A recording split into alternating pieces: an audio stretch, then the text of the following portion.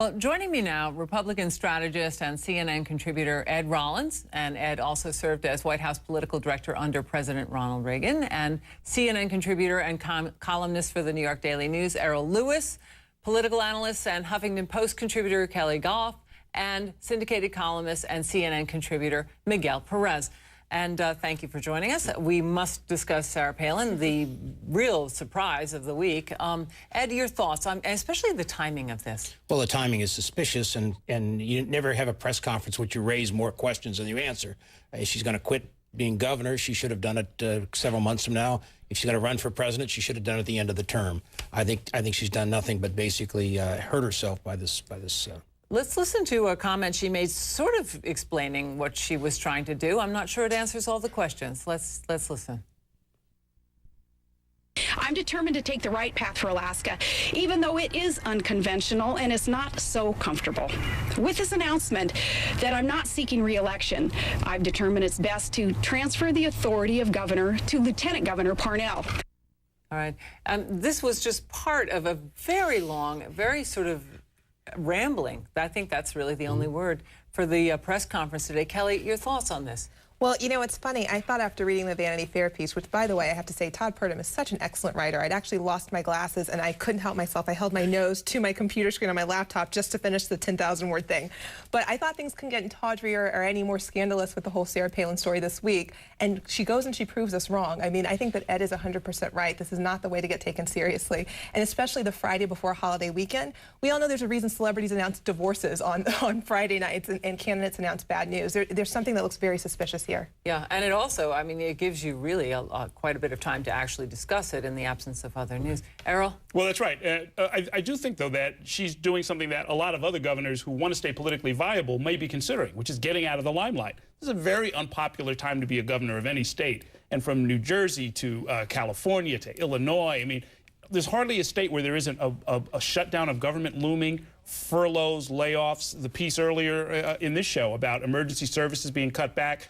If she wants to stay politically viable, she had to get out of the spotlight at some point. This is a pretty awkward way to make that conclusion. It is. Miguel, you're shaking your head. This is a puzzle that has a lot of missing pieces that we are still yet to discover. I really, you know, the tone of her voice, the way she delivered the speech, the way she rambled, there's something that we still don't know about this. Her whole argument about how she might be better for the state of Alaska outside of the governor's office, that doesn't make any sense to anybody. I thought the governor's office was the highest office you can get in any state. You know, I think unscripted is really what it was today. And she did allude, she made a few allusions to personal reasons. Let's listen to a quick clip of one of them. This political absurdity, the politics of personal destruction. Todd and I, we're looking at more than $500,000 in legal bills just in order to set the record straight.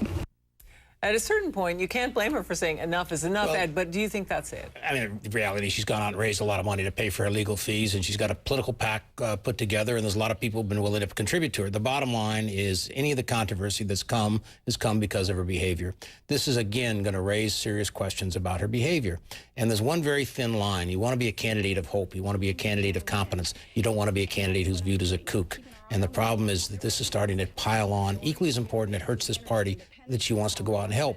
We had Mark Sanford last week. We had John Ensign the week before. And this is a third body blow that we've gotten in a row, and that certainly doesn't help us out. I also think it's worth noting that one of the points in the Vanity Fair piece was the fact that a lot of national strategists had a tough time. She had a tough time keeping staff on the national level because people were unable to work with her local communications people. I think that this is a perfect example of possibly why, because she had some very, very bad advice, I think, on how this was handled today. And I thought it was very telling that I think there were 3 national GOP strategists who said that they left because they simply couldn't work with her local communications person back in Alaska. Today is a perfect example. Yeah, it's a reminder, actually, of the time she got phone pranked. Her communications people put a couple of radio talk show hosts through to her immediately, and they got her into a very embarrassing, ridiculous kind of a situation. And they're in larger states with more sophisticated or more experienced staff.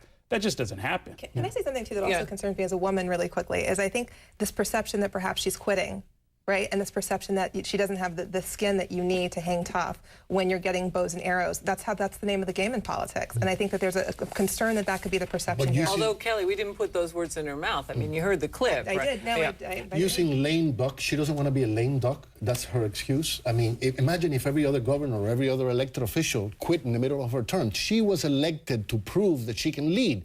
This is how she gets reelected if she wants to run for office again. She had to stick it out, do better as a governor before she can prove to the country that she can be a president. So in your mind, it's political suicide? It's suicidal, yes. Is that your opinion? Absolutely. Equally as important, if she wanted to go out and campaign for candidates, she could announce in January of 2010, I'm not going to run for re-election. She could have left the state for the last 2 months, campaign, begin the next year running for president. She has basically put a gun in her head and finished her career off. Anybody see this as a positive? Well, I would think that as somebody who can command top rates for speaking, and she's very much in demand, and I think would continue to be, at $50,000 a speech, maybe she can do that 5 or 10 times a month.